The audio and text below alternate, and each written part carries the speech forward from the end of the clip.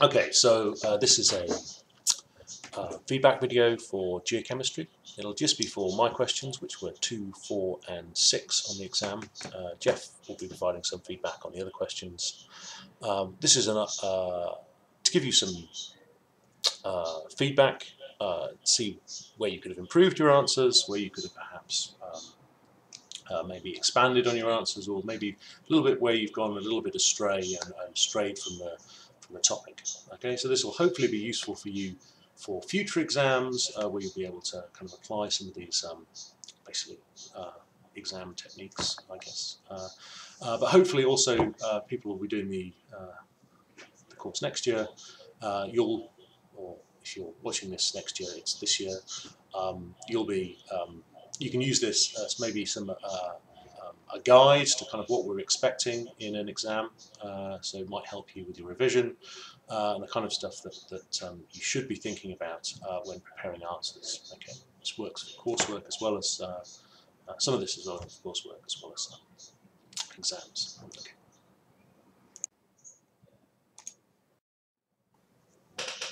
Okay, so perhaps before we move on and look at the actual questions, I thought it would be a good idea to have a look at the common mark scheme. Okay, so this is a guide that the lecturers, marking people, use when marking everything basically that you do at honours level. So this is what you should do. This is basically a document that you should get hold of. Should be available on the school website or available from the TO.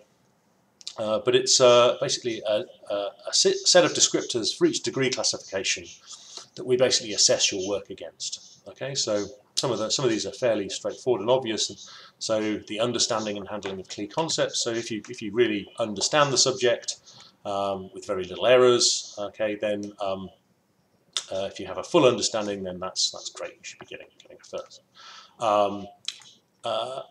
Other things, focus on subject, that's a little more relevant to some of the exams. So this is basically, are you really answering the question, or are you deviating off and answering perhaps another question that you've made up, or one is kind of similar to the question you asked, or even perhaps last year's exam question. Okay, so we really want you to be specifically answering the questions that we'd be put forward to you in each exam. Okay. Critical analysis and discussion. So this is really where we get a really good distinction between the degree classifications. So critical analysis is something that we really are encouraging you guys to do. So this is where we're asking you not only to think about and get the correct answer, so that's kind of like the understanding part of it, but we're asking you to assess the validity of your answer. What are the assumptions that go into each calculation you do? What are the perhaps the caveats, maybe some of the weaknesses in your interpretations that basically allow you to act a little bit like a scientist and be critical about kind of people's or kind of like scientific theories or hypotheses that aren't perhaps totally valid. This is kind of an opportunity for you to really show that you're a really good student. Okay, so moving down into kind of literature and things like that. So this is kind of somewhat relevant to exams, but we really are looking for evidence that you've done some work outside of just going to the lectures. So extra reading, reading papers, reading textbooks that are off the recommended reading list. So this is what we're basically looking for to get the highest marks in the top degree classifications. Okay, and then the stuff down the bottom, structure and presentation, that should be pretty obvious. So the clearer, more logical that your answer is. I mean, using kind of the correct kind of paragraphs, structure, logical flow of thought from one paragraph to the next. Those kind of things. Those are actually also important. But it's really the knowledge, the understanding, the focus on the subject, and the critical analysis that we're really interested in. Okay, so also I've put up some of the degree descriptors for the 2-1, and the third class degree classification. So not that you should guys really be aiming for these, but these do point out some of the reasons why perhaps you're not getting the top marks, so perhaps you're making small errors, or perhaps larger errors in your understanding. Okay, you're getting things wrong in terms of getting the knowledge wrong, but also things are really not there. So if you're not having any kind of attempt at critical analysis. You're not questioning the total validity of your answer at all. You're not giving any assumptions in some of the equations that you're using. These are maybe some of the reasons why you're not getting some of the higher marks. And particularly the focus on subject. If you're kind of like, if you're not really deviating, if you are deviating, sorry, from exactly what we're wanting, then this is some of the reasons why you're not getting kind of like the top marks. And of course there are descriptors for all kind of like every kind of 10% in the kind of the marking scheme. So this goes right down to total fail at 0% and up to kind of like a high first at 90 to 100% as well. So have a look at the document. It really is in your interest to do so. Okay, so we're going to move on now and have a look at some of the questions. So my questions 2, 4, and 6. The first question was about stable isotopes, multiple parts, and we'll go through those in detail. The fourth question was on sampling analysis. There's a lot more room for you to do, kind of be more creative with your answer, less prescriptive. And we'll go through some of the ways that you could have answered that, but it's kind of not, there's no one correct answer for a question like this. And then again, the radiogenic isotopes in the ocean. So this is material that covered in the lectures. And we'll go through what you could have done for that. And there's also part of this which allows a little bit more flexibility and creativity in your answer with the sampling strategy in part C. Okay, so moving on to the actual questions.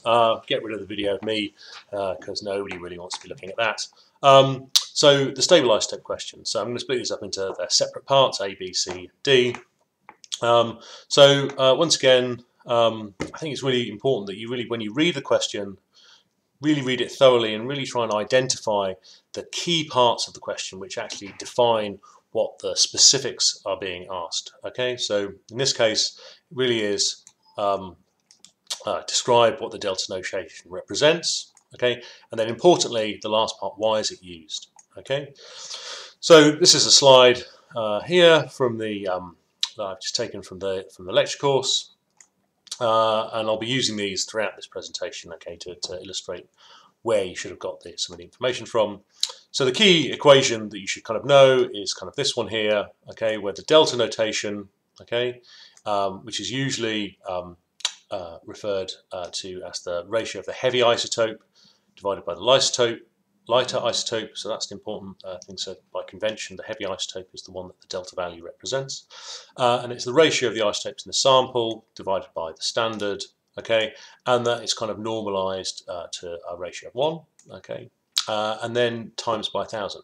And the reasons we use this, so this is why this is used rather than the absolute measurements, is that actually isotope ratios are really, really hard to measure absolutely. So what we're actually good at measuring is the relative difference in isotope ratios between a standard and a sample. So we can, because it's easy to measure, we use the delta value also because the isotope ratios are really small. So timesing by this 1,000 allows us to kind of deal with numbers kind of that are so the typical ranges of delta values are usually between kind of 10 and minus 10 or something like that, rather than kind of 1.001 and 0.988 or something like that. You know, so it makes it easier to deal with, and also the delta value allows us to deal with kind of standards that are internationally available. So it allows us to compare data sets from one lab and another, which is kind of very important. So those kind of key things about why it's important allow you to get the top marks in this question, in addition to kind of like getting the equation right, and also importantly defining what all of the terms are. So having a section where you say what the element is, what the heavy isotope, that R is actually the isotope ratio. So those things would have been important. Okay, so now moving on to the second part of this question, which asks how the delta values are related to the fractionation factor. Okay, so first of all, I think we really need to find out and well, basically define what the fractionation factor is to answer this question. Okay, so we've got a 20% credit for this question, so it's not just a simple what is the relationship in terms of write just the answer down. Okay, so first of all we define what the fractionation factor is, and we can look back into lecture notes and find that's defined here. So the fractionation factor between two phases, and it's kind of all important to make it clear that the fractionation is between phase A and phase B, is simply the ratio of isotope ratios in those two phases, ratio in A over ratio in B. And if you were doing this, obviously you'd have to define the terms that you've used. Okay, and then we can move on and then think about defining the difference into delta values between two phases. So we define that as big delta between phase and phase A, B is simply the difference between the two delta values. Now, to get full marks for this question, you basically then have to relate those two equations together. So the equation for fractionation factor and the equation for the difference in delta values, and that's a relatively straightforward algebraic manipulation of the per mil equation, also the delta equation, which is this one. You can rearrange that to get the ratio, okay, and then you can then divide ratio in A by ratio in B, okay, so that's what's going on here, and that is the alpha, or the fractionation factor equation. Okay, with some relatively simple mathematical manipulations, which are described here, we can then kind of show that the fractionation factor, okay, is approximately equal to 1,000 times the natural log of the fractionation factor. Okay, so that's the kind of the overall answer. Okay, you need to explain how you get there, but importantly, to get the top full marks, really, what are the assumptions that goes into that? Okay, so the assumptions that we're making here are that delta B plus 1,000 is approximately equal to 1,000, and that's kind of valid because delta B is a small number, typically between 10 and minus 10. So 990 or 1,010 is quite close to 1,000, so that's quite a good assumption. And then we also make the assumption that alpha minus 1 is approximately equal to log alpha. Okay, and that's kind of valid where alpha is actually close to 1. Okay, so getting the assumptions as well as the derivation in this equation would be important. Okay, so the part C, which is kind of a 40%, and I've written down the 40% big here. So we're really looking for quite a lot of information in this question, and kind of this is quite a long question to read. But the first part of this question is basically a description of basically the setup that we have here. So we're basically describing that the oxygen isotopes can be used as a paleothermometer. Okay. Because the fractionation factor is temperature dependent. Okay, so that's stuff you should know anyway. But the actual question starts in the second sentence. So we're asking, why is the fractionation factor temperature dependent, and what conditions must be satisfied for the measurement of oxygen isotopes in formifer to actually reflect the temperature they grew at? Okay, so two parts to this question really. So why is it temperature dependent, and what has to be satisfied for it to work as a paleothermometer? Okay, but to answer this question, okay, I guess first of all we really need to understand why isotopes fractionate. What's the thing that drives that fractionation, and then what is it that drives that temperature dependence? Okay, so these are some of the things that you should need in your answer. So this basically, for any isotope exchange reaction, that isotope exchange will be driven by a delta G. Okay. And that delta G is composed of two components. There's a delta H, okay, which is the thing that's actually causing the isotopes to fractionate, and then there's a delta S term. And that delta S term is basically the effect of isotope mixing. So if you have the isotopes that are completely separated, so all of the oxygen 18 in one phase and all of the oxygen 16 in another phase, I mean they're completely fractionated. It means there's a high degree of order, so a low degree of disorder, so delta S will be very low. If you've completely mixed your isotopes together, so there's no fractionation at all, they're evenly mixed between all the phases, there'll be a high degree of disorder, so delta S would be very large. Okay, so that term is favoured, so having lots and lots of mixing, okay, high degree of disorder is favoured at a high temperature. That will cause there to be this term to be negative, which will give you a negative delta G, which will be more favourable. Okay, so this equation down here, or these sets of equations here, are basically describe the temperature dependence, okay, And the reason why we have this temperature dependence is because of the relationship between, say, for instance, in a normal chemical reaction where you would have the equilibrium constant K, that is proportional to, well, log of K is proportional to either 1 over temperature or 1 over temperature squared. So that analogy moves across into the isotope things where the alpha or the fractionation factor is similar to K. Okay, so the key questions we need to think about answering is what's driving this delta H, why do they fractionate, and what's driving delta S. Okay, so these are the kind of things that you should find in your answer really. So for a simple isotope exchange equation, so this is the one that's kind of relevant to this question, where we've got calcium carbonate and water exchanging isotopes. So for instance, oxygen A-16 exchanging between the water and the carbonate, and oxygen 16 between the water and the carbonate. Okay, so this isotope exchange relationship. Okay, so if this was there was no fractionation at all, these isotopes would be well mixed between these phases, but they're not. They're preferentially, so the heavy isotopes preferentially go into the strongest bond. Okay, so that would be a thing that's worth writing down in your answer. You get more marks for explaining why the heavy isotopes are preferentially stored in or preferentially held in the stronger bonds, and that's because stronger bonds tend to have a larger difference in their 0-point energies. So this is the difference between kind of like the lowest possible state that things can be down here, and the difference between the bond energies of, say, the heavy isotope and a light isotopes within each bond. So stronger bonds tend to have bigger delta E's, so these differences in this, and that difference is due to the heavier isotopes being able to have this basically lower vibrational energy, so they can get further down into this potential well of bond vibration. Okay, so that's why heavy isotopes preferentially go into the stronger bonds. So you could get some marks for just saying that, more marks for going into details about differences in bond energy and relationships to their vibrational energies. Okay. What's driving delta S? So this is stuff that Jeff would have covered with simple chemical mixtures. Okay, the effect is the same for isotope mixtures.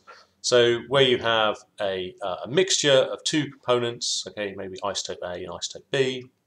So when you mix those together, okay, there is some entropy of mixing. Okay, so that causes there to be high temperatures. This term, where it gets very, very big, not very big, well, it overcomes the delta H term from the isotope fractionation, where you have mixing of isotopes. Okay, so high temperatures, that means mixing of isotopes between phases is favoured.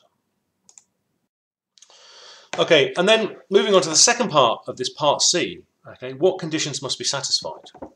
So quite a few of you made a little bit of a mistake here, okay, because the question is specifically asking about the temperature that the foraminifera grew at. Okay, so we're not asking you to reconstruct the oxygen isotope composition of the whole ocean. Okay, so it doesn't matter that the whole ocean, say the measurement of water up here or down here, might not be representative of the whole ocean. That doesn't matter, because that's not what the question is asking you about. We're just asking you, does the measurement of the 4am reflect the water at the position it grew? So if we actually wanted to know, for instance, the difference in the oxygen isotope composition of the water here and here, okay, we measure here 4ams that live down here and 4ams that lived up here, and would those differences actually tell us something about the differences in the water mass isotope compositions? Okay, so what we're really looking at is what conditions have to be satisfied for that temperature relationship between the isotope fractionation factor and temperature to still be valid. And the key thing is that the assumption that goes into this relationship here, okay, so the fractionation factor is kind of related to basically 1 over temperature, is only valid if this isotope exchange reaction is at equilibrium. Okay, if it's not at equilibrium, then this relationship will not be valid. Okay, so the key thing here is that water is a liquid, so it's quite easy for isotopes to move around in that and equilibrate with things. But the calcite, so this is a calcite ROM, which kind of forams like this are made out of. It's very hard for isotopes from the middle of, say, this crystal to exchange backwards and forwards with the water. Okay, so this isotope equilibrium exchange only can happen as the mineral is growing at the very surface of the mineral. Okay, so the condition that has to be satisfied is that when the foraminifera grew, they precipitated their calcite at equilibrium with the water. Okay, and there are a number of reasons why that might not happen. They're growing inside. They're growing in inside the organics kind of edifice of the foraminifera itself. If they're growing very, very quickly, they might not have time to exchange isotopes between the water and the calcite. So those are things that we need to potentially worry about. Other problems might be things like kind of separate to this issue of isotope equilibrium is diagenesis. So have the calcite crystals in this foram, have they been altered since it grew? Okay, have they recrystallized? They've exchanged their isotopes with another fluid, so they're not then representative of the fluid in which they initially grew. So those are some issues that you might want to think about. Okay, and then the last part of this question is about changes in the oxide composition of the seawater. Okay, so we're basically asking down here, what changes the isotopic composition of the ocean? Okay, and the number one candidate for changing the isotopic composition of the ocean is the process of evaporation. So evaporation preferentially removes the lighter isotope, oxygen-16, into the vapor phase, and that's because a number of reasons. So the oxygen-18 is more strongly bound in water because the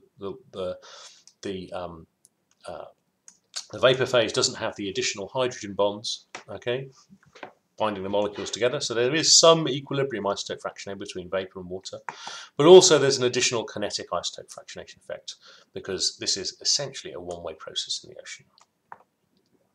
Okay, so once you've evaporated your lighter isotopes, so leaving you with negative delta O18s of the water vapor, okay, that water then travels over the land and starts precipitating out rain. Now the rain will be more positive relative to the cloud that it grew on in terms of its oxygen isotopes. It will have more oxygen-18, and that's because precipitation is essentially the reverse process of evaporation.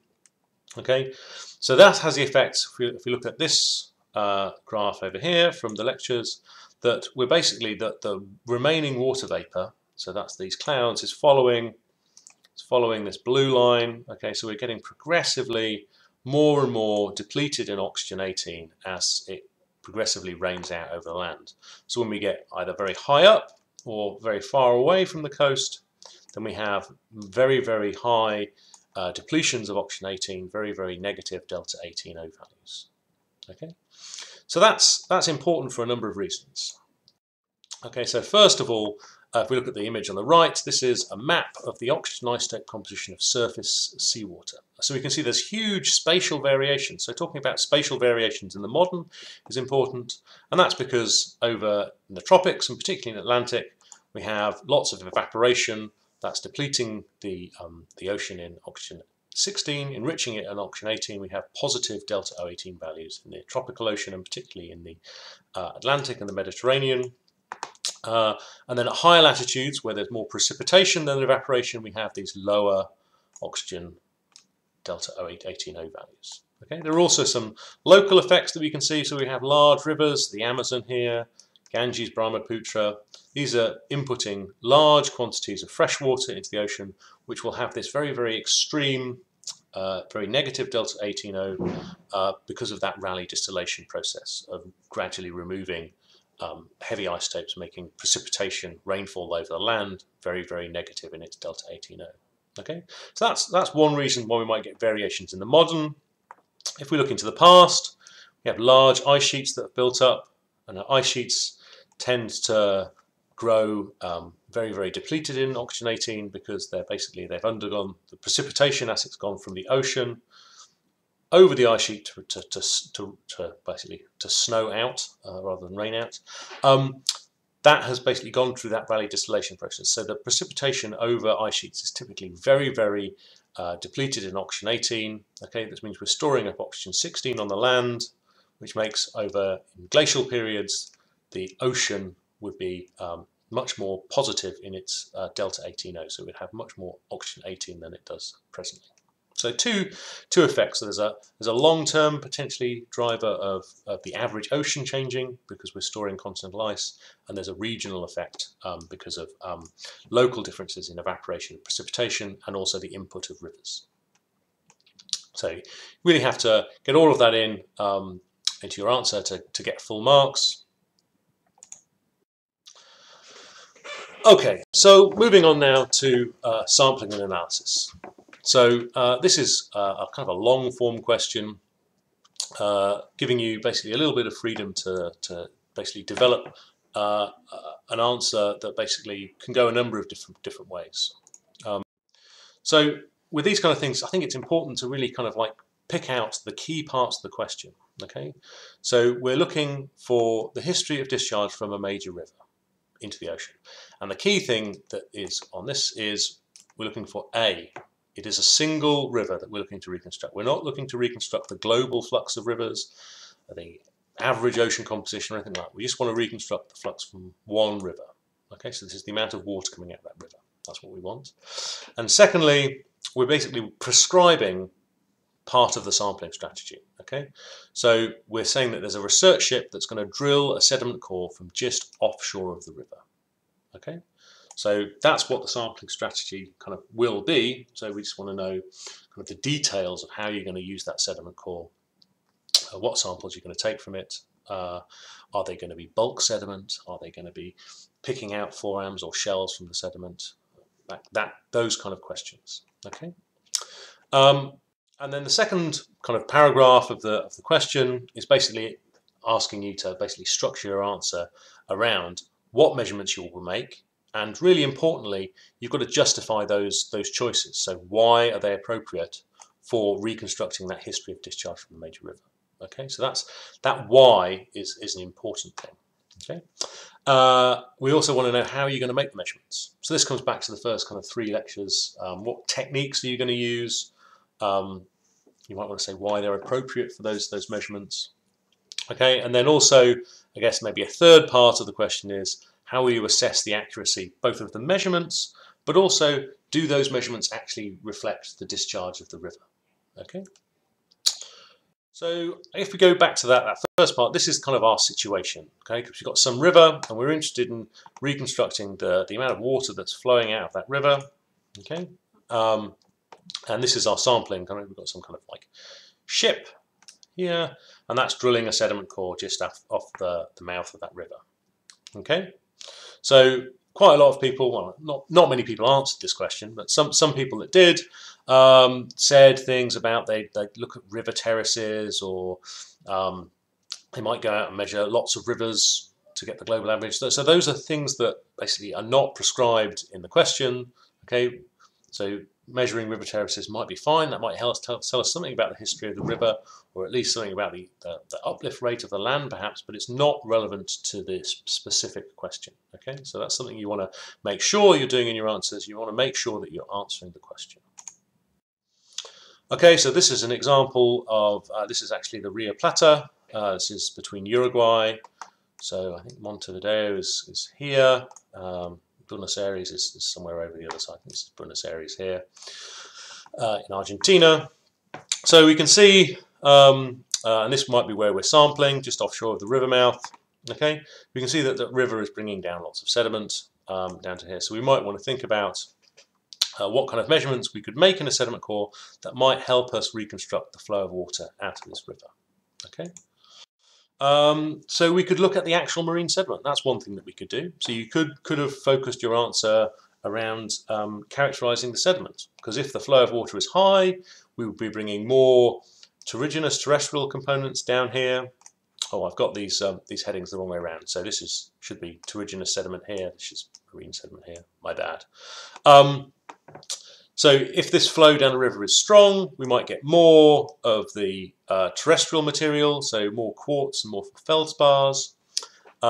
If we've got lots of less material coming down here, then our sediment would likely be dominated by stuff that's being produced in the ocean, so things like the shells of forams or diatoms or coccolithophores, which would be made of things like calcite or opal. Okay, so we could maybe measure the ratio of quartz to calcite. That might give us a proxy for the relative strength of this river. Okay, and if you want to think about maybe some critical analysis to that, is that really a good thing? So that's not going to, that maybe not give us a quantitative estimate. It might only give us a qualitative, you know, is it more or less, rather than it's a certain amount of water. So that would be a good opportunity for you to give some critical analysis to your answer to show that you are a top student. Okay, so another potential way of characterizing this difference in marine versus terrestrial sediment would be looking at the chemistry. So terrestrial sediments would typically have things like titanium, zirconium, thorium, aluminium, whereas marine sediments tend to be more calcium, magnesium, strontium rich. Okay, so if you could measure maybe the strontium to thorium ratio or the titanium to calcium ratio, that might tell you something about the relative components of a river source versus a marine source, which would tell you maybe something about the discharge of the river. Okay, but you would be critical about that. You know, what are the potential other sources of these elements that might kind of cloud our answer? Okay, a completely different approach. So rather than looking at the sediment, we could maybe look at some of the actual water. Okay, so we might want to look at how the oxygen isotopes of the water change. So this is on the left here. We've got a diagram we've seen in the previous question. So rainwater, okay, that falls on hills and will eventually work its way down in rivers, will have a very negative delta O18 value. Okay, and the ocean will have a near constant value of near zero. Okay. So if we can measure the oxygen isotope composition of the surface water, okay, and we can't do that in the past, so we'd have to measure something like maybe a planktonic foram or planktonic forams that have been deposited in our core. Those might tell us about the past oxygen isotope composition of the surface water, and that will be influenced locally by the amount of discharge. So this on the right, okay, is a map of sea surface salinity, which should correlate with oxygen isotopes as well, off the Amazon. So we can see here a plume of fresh water, and the kind of the size of this plume and the intensity of this salinity low will tell us something about how much water is coming out from the Amazon into the ocean. Okay, so in this case, we need to make sure that we're measuring planktonic foraminifera, or at least planktonic shells that are actually growing in the surface layer of the water. If they were growing in the deep water, if you had some benthic organism, they wouldn't necessarily be impacted by this low salinity plume, because that would be coming out on the surface of the water and not into the deeper ocean. Okay. So just to show that this is a relationship between, we've got oxygen isotopes here, okay, and they're related to salinity. Okay, this is some open ocean seawater measurements. That we do have quite a nice measurement calibration kind of line that shows us that if we measure, say, the oxygen isotopes, okay, we can read off, we can get the salinity. If we can reconstruct the salinity of the water, that might tell us something about how much fresh water is being inputted into the local coastal zone. Okay, so again, we want to think about being critical about this kind of approach. So this relationship here relies on a mixing between kind of open ocean seawater, which is maybe up here somewhere, and a freshwater input that's got no salinity, so zero salinity, which will be kind of way off down the graph over here somewhere, with essentially a fixed delta 18O. Now that's not actually the case. So different rivers have different oxygen isotope compositions, but usually zero salinity. So actually, we could end up with lots of different mixing lines, depending if the isotopic composition of the river in the past has changed. Okay, if it was less negative in the past, it might be up here. Maybe more negative, it might be down here, giving us a different relationship between salinity and oxygen isotopes. Okay, so this would confuse somewhat our conversion of oxygen isotopes into salinity, which would then confuse our reconstruction of the flow of the river. Okay, so this is an opportunity here for giving some really good critical analysis to your answer. Okay, so so once again, so yes, for what are the other processes that would change the triggerous marine sediment to ridge chart? So think about that. So if we change climate, we might change the amount of biological productivity in the ocean, perhaps, which might change the fluxes of these calcite and opal components. Okay, so this might cloud our interpretation of the flux of flux of water coming down that river. Okay, so a little bit of an aside here. So I thought I'd mention, because quite a few people said that they would measure strontium isotopes to reconstruct the flux of the river, and that's not correct. Okay, so the error that you've made here is that strontium isotopes are quite good for reconstructing the average weathering flux from the land to the ocean, but they're not so good for reconstructing the flow of water in an individual river. Okay, and that's because the isotopic composition of strontium, okay, is set by the isotopic composition of the rocks that are being weathered, and the amount of water that's flowing down the river won't change that. It might change it a little bit if we're weathering slightly different rocks under slightly different kind of like climates, but the isotopic composition of strontium coming out of the river will not change. Okay, the amount of strontium may well do. Okay, so that's one problem. The other problem is that we know that we're measuring our sediment core in ocean water. So we're kind of just offshore. We might, I mean, this is very extreme, we might be just off here. But the problem is that river water actually has a very, very small amount of strontium in compared to the amount of strontium in the ocean. So if we were measuring something that's got its strontium from, say, here, that would be dominated by the ocean signal, okay, and would not represent any change, if there were at all any change, from the local river.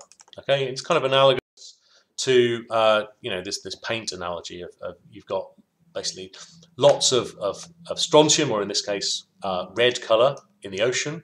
Okay, and if you wanted to change that composition, okay, by changing the color, changing the isotope ratio, by adding a different isotopic composition, adding stuff from the rivers, you're essentially adding small amounts of strontium because the concentration of strontium in rivers is so low. So the analogy is you're trying to change the color of this red paint by adding a tiny drop of blue paint. Okay, so it wouldn't change much at all. Okay, so moving on. So the question does ask how the measurements will be made. Okay, so if we're looking at the sediment example here, if we're looking at characterizing the minerals, okay, so we could just look at the sediment under a microscope and see if we could identify the minerals from using optical mineralogy. Or we could take a powdered sample of the sediment, and it's important in your answer to put some information as to how you would prepare the sediment, because it's asking how the measurements would be made. Okay, so you powder the sample, use X-ray diffraction, and that would tell you the mineral content of the sediment, and then you could maybe check the accuracy of the measurements by using reference materials, so sediments with known mineral compositions. Similarly, if you wanted to choose to analyze the chemistry, okay, you could use a technique like X-ray fluorescence to get the major element compositions. That's a relatively straightforward technique to do. You powder your sample, you put it in the machine, and the X-rays that are given off by the samples are characteristic of the chemistry of the sample. You could also use techniques like ICP, optical emission spectroscopy, or atomic absorption spectroscopy, or ICP-MS. Those would all be valid techniques. They cost a little bit more than the XRF, but they would give you the chemical composition. For those, you would have to dissolve the sample. And then, we're looking at things like, similarly, reference materials to ensure accuracy. With some of the wet chemistry techniques, you might want to have an internal standard to make sure that you're getting the right results. Okay, so those are things that are basically the measurement and ensuring the accuracy of the measurement. For the oxygen isotopes, similarly, okay, we need to know why the oxygen isotopes are a good proxy for the flow from the river. And the measurement techniques for oxygen isotopes, most people that talked about this got this kind of fairly correct. So for oxygen isotopes, we use gas source, isotope ratio, mass spectrometry. Okay, and the sample preparation may be a little more tricky for, say, measuring foraminifera, because you have to pick out the forams from the mud, clean them, make sure you don't have any contaminant, carbonate, and then dissolve them in phosphoric acid and sample the gas that's given off. Okay, and once again, we're looking for measuring against a standard.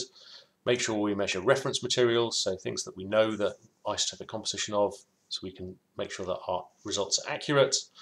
And we also might want to do things like measure replicate samples from the same place in the core, just to make sure that we are recording kind of the accurately at any one time, that one measurement is actually representative of the average conditions at that time. So make multiple measurements always is a good thing. So other things you might want to think about in terms of your sampling strategy is, what time period are you going to try and reconstruct the flow over? What time period would be geologically interesting to reconstruct the flow of water over in a river? I mean, if you go really, really old, so many, many millions of years, it's unlikely that river was still even there. But importantly, if you're going to reconstruct the history, it's kind of important to have some age control on your sediment records. So things like saying that you would date the core would be a useful thing to do in this case. It's a couple of sentences, wouldn't take that long to write. Say if the core was young, you would date it with radiocarbon.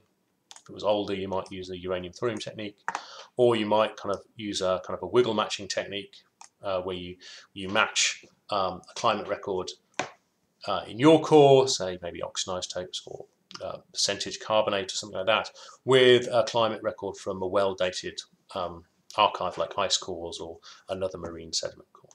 Okay, so that would be a useful thing to write down for that question. And I guess finally for this part, how do you ensure the accuracy of the actual reconstruction? So you've determined that your measurements are accurate, so they reflect, say, the oxygen isotope composition of the forams, but do they actually tell you anything about the discharge from the river? Okay, so two approaches here that are kind of relevant. Okay, so the one on the left, you could maybe you could measure multiple different proxies. So in this case, the silicon to carbon ratio, the percentage biogenic silica, the silicon isotopes, all in the same record, and do those proxies for essentially similar things to show you the same pattern. Okay, are you getting the same trends in all of the different proxies? And it looks like you are here. So it does look like there is at least consistency between proxies, so they are at least recording the same thing. If not, we don't know exactly that they're recording the thing we want. We do know that gives us some confidence over the reconstruction. So another thing you can do is a kind of a modern calibration, where you go out and you, over, say, maybe the period of a year or so, you measure at different times discharge from the river, okay, using some hydrology techniques, and then you actually then measure your chemistry or your sediment proxy or your oxygen isotopes. In this case, this is basically somebody's measured the sand load of a river, and see if that does act as a proxy for the river discharge. And you can see here that they get a nice relationship between the two, so it looks like you could reconstruct the discharge from your proxy measurement just by reading across and down. Okay, so doing these modern calibrations would be a good thing to mention in your answer to assure you're getting accuracy of interpretation as well as accuracy of data.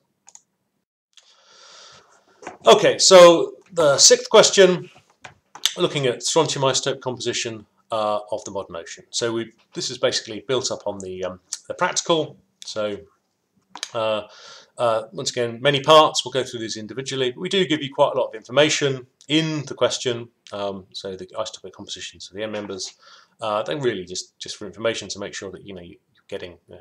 This is the rivers are the they've got the highest 87, 86, and hydrothermal systems have the lowest. And benthic have got this intermediate value. Okay, also give you the value of the ocean water. Okay, which is incorrect.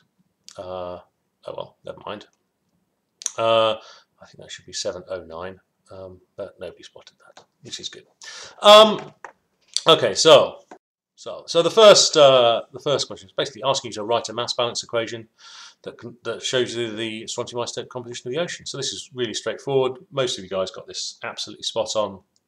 So the key things for this are that you either write down this equation, which is for the relative fluxes, so these should also always be kind of like some fraction of 1, or you write down the one which is the same equation, but for absolute fluxes, remembering to divide by the total flux at the bottom.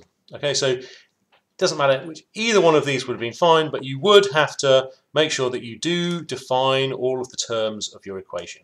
Okay, so we know exactly what you're talking about, and it would also be worth, you would have got credit for writing down, what are some of the assumptions that go into this. Okay, so this does assume, this mass balance approach always assumes that we were at steady state. Okay, so the fluxes and n-member compositions are not changing through time. Okay, so that's one important caveat that quite a lot of people missed out on.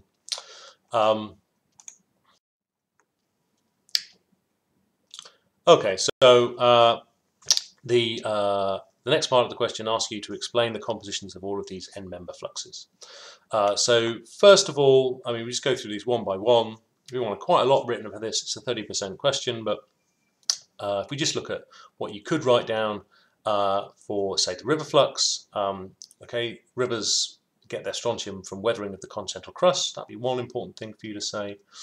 So then you might want to go on and say, actually, why has the continental crust got such a high rubidium, got such a high 87-86 strontium ratio?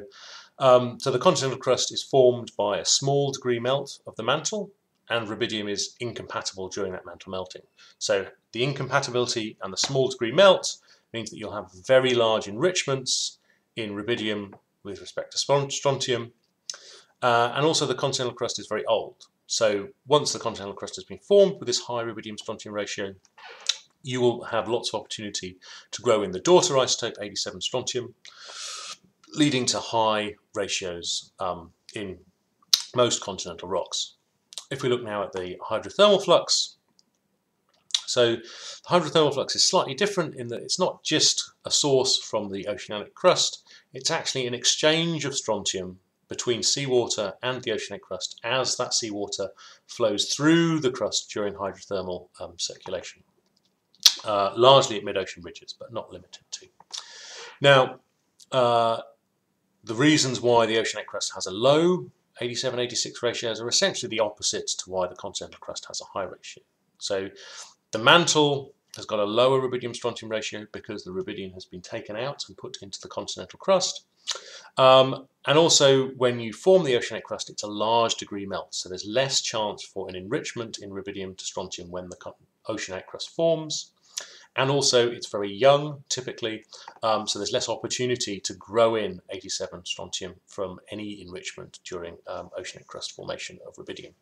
So that means that it typically has a low 87-86 ratio. Okay, but the actual flux that comes out is a little bit of a mixture between the depleted mantle and seawater composition. So it will change through time if the composition of seawater changes drastically through time. And then finally, looking at the benthic flux in the middle here. So this is from diagenesis of marine sediments, both carbonates and volcanic sediments. And importantly, well, it'd be worth mentioning the diagenesis of marine carbonates when you convert aragonite, which has lots of strontium into calcite. That does definitely release a large flux of strontium into the ocean. And volcanic sediments will have a low ratio for similar reasons. The oceanic crust has a low ratio, so they're young volcanic rocks, so they will be extracted from the mantle relatively recently, or mostly from the mantle relatively recently, so they'll have a lower strontium isotope composition. So this basically flux is dependent on the amount of volcanic sediments in the ocean as an average, and also the isotopic composition of strontium in the past ocean. Okay, but these will change relatively little through time. Okay, so I mention these changes because these are things that actually might be worth mentioning to get kind of lots and lots of marks in terms of the critical analysis. How variable are these fluxes? Okay, so the river flux can actually be highly variable. So different rivers can have different end members. Yes, as the climate changes and maybe different rivers start to be in more of a weathering regime than another, you can actually start to change the end member composition of the rivers potentially quite a lot. The hydrothermal flux, however, is less likely to change in its composition through time, okay, but will be dependent on the seawater composition, so it might change a little bit. Likewise with the benthic flux. Okay, so these benthic and hydrothermals, the compositions won't change much through time. The river flux does have some more of an opportunity, or opportunity, but potential perhaps to change fluxes through time. So one thing that's perhaps not so relevant to the question, which you might kind of led astray, maybe wasted some effort here, is changes in the amount of the fluxes. So these fluxes can change substantially through time as you change weathering. If you change the mid-ocean ridge spreading rate, you can change the amount of strontium that's coming into the ocean in these different fluxes. Okay, but that's not what the question is asking. It's asking about the isotope compositions. Okay. Okay, so the third part of the question 6 is very similar to question 4, and it's basically asking you to come up with a sampling strategy. So, so in this case, we are asking you to think about the composition of the whole ocean through time rather than just a river. So once again, what samples would you measure, why and how? Okay, so we're not asking for as much information because this is a 40% question, not a 100% question, but you can kind of get a lot of good material in here.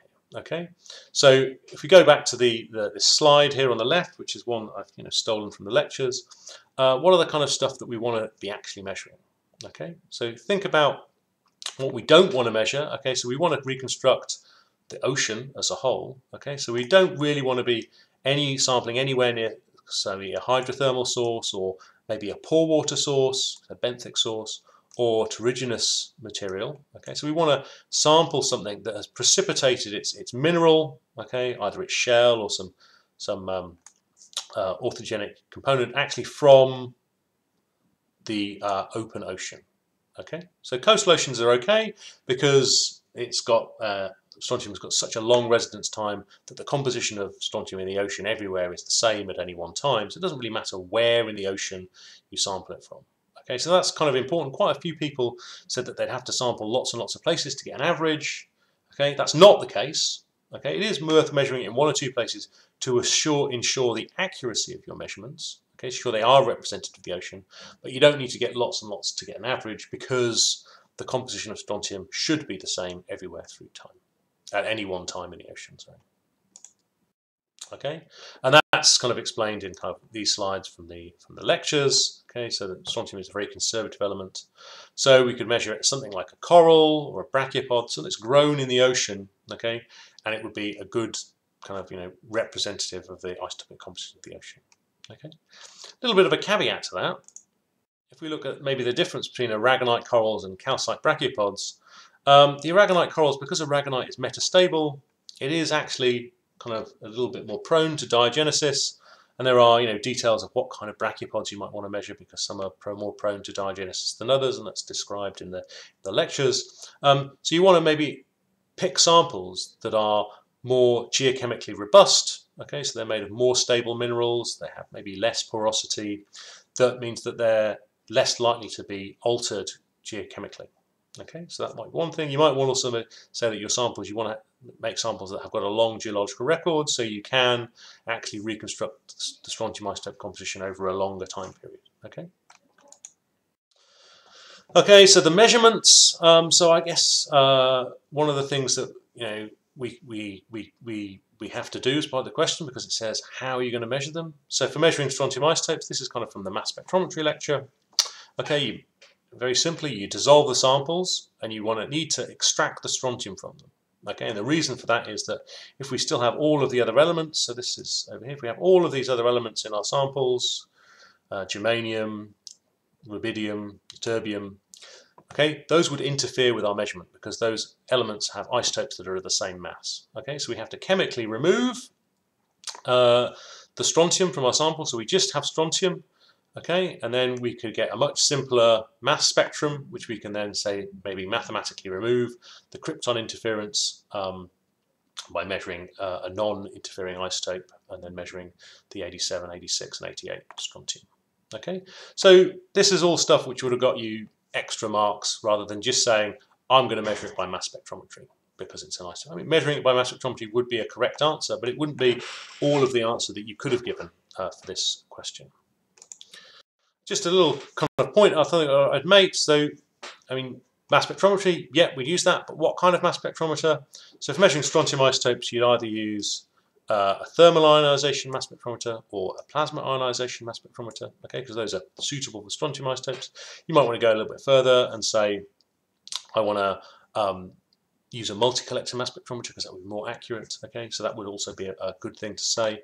Quite a lot of you said that you'd use a gas source mass spectrometer. Okay, so that is definitely incorrect. So you can't use a gas source mass spectrometer to measure strontium because you can't make strontium into a gas. Okay, because it's got a ridiculously high boiling point. So if you did that, if you heated up your strontium so it would be a gas, you would almost certainly melt your mass spectrometer, which would be bad.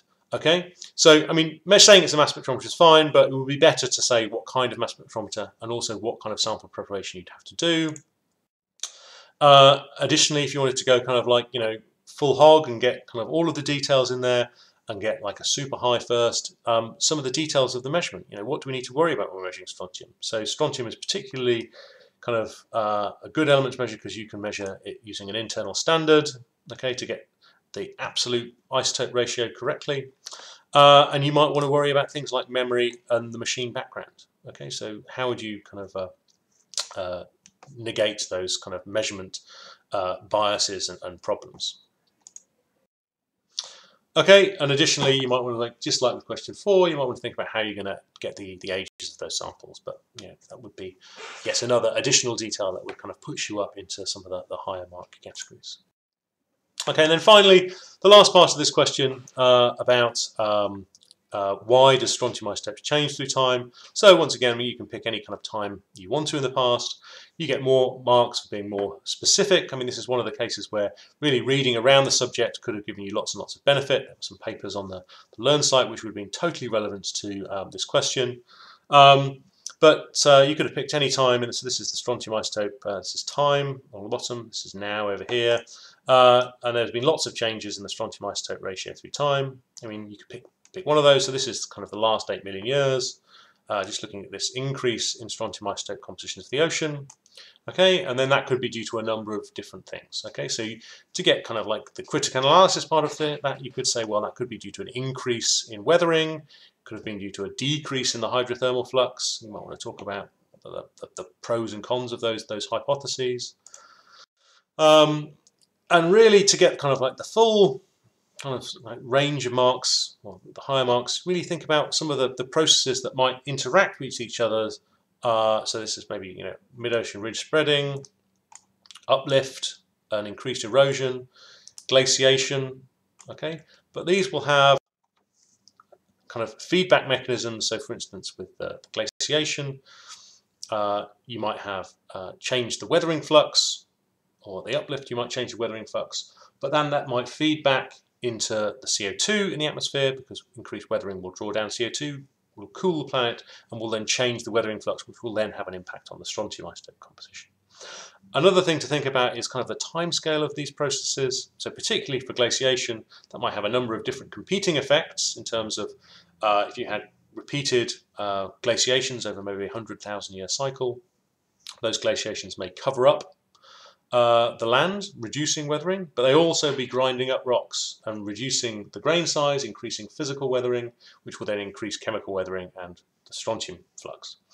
So what kind of timescales do those happen on, those glacial cycles? Do you think during a glacial cycle we'd be able to pick out a change in the ocean, or is the residence time of strontium too long to see those individual cycles, and we're just looking at the long-term average flux due to maybe increased glaciation over the whole of the Holocene, the Quaternary, sorry, rather than being able to see individual glacial events like the last glacial maximum, for instance. Okay, so finally, I'm just going to point out one of the little mistakes that one or two people made is that the strontium isotope composition of the ocean cannot be kind of moved around, can't be altered much at all by extraterrestrial impacts. So I mentioned this as a potential change for the osmium or the rhenium-osmium system, so osmium isotopes in the ocean, because meteorites have a lot of osmium in compared to the ocean, whereas for strontium, the oceans actually have lots and lots of strontium in because strontium is a very soluble element. Okay, and it's also with osmium. Osmium has been kind of concentrated in the Earth's core, so there's actually relatively little osmium in the Earth's surface compared to kind of the bulk Earth or meteorites, whereas that's not true for strontium. So it's a little bit like the paint and the drop of blue. Okay, so you wouldn't actually be changing the composition of the oceans that much. Okay, an event like this, if that changed weathering, however, that would definitely have an impact on strontium. Okay, so hopefully that's that kind of sums up the questions that I asked on the exam. Hopefully you found that useful, if not interesting. A little bit about how you could have maybe think about how you could have done better in the exam, how your exam technique could have been better. You know, making sure that you read the question and answer the specifics of the question. And importantly, you know, with the longer format questions that are maybe worth 40, 30, 40, 100%, you're really asking you to write quite a lot, and we probably are asking you to do some critical analysis. You know, really, how valid is your answer? What are the assumptions that go into it? So those are the important things that you should be thinking about for future exams. If you're reading this or watching this or whatever, either having done the exam or hopefully before you do the exam, if this is next year, or if you're watching it next year, it is this year, whichever. You know what I mean. Anyway, I hope you found this very useful. You know. Still, if you need to have geochemical questions, you know my offices. So yeah, thank you. Right.